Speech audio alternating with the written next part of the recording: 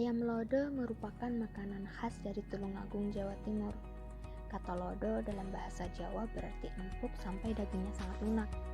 Selain itu, lodo juga berarti makanan gurih dari santan yang sudah sangat kental.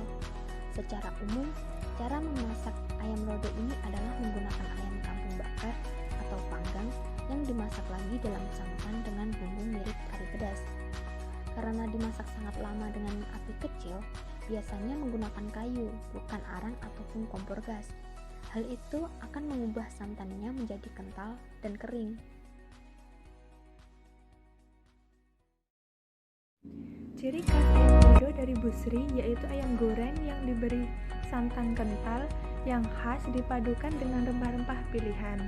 Dan yang tidak kalah penting, tekstur dagingnya yang sangat lembut dan halus.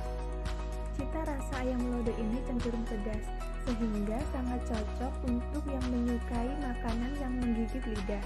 Tapi, bagi yang tidak menyukai pedas, tenang, karena di warung ini juga menyediakan ayam lodo yang tidak pedas. Tetapi jangan salah, hal itu tidak mengurangi cita rasa gurihnya.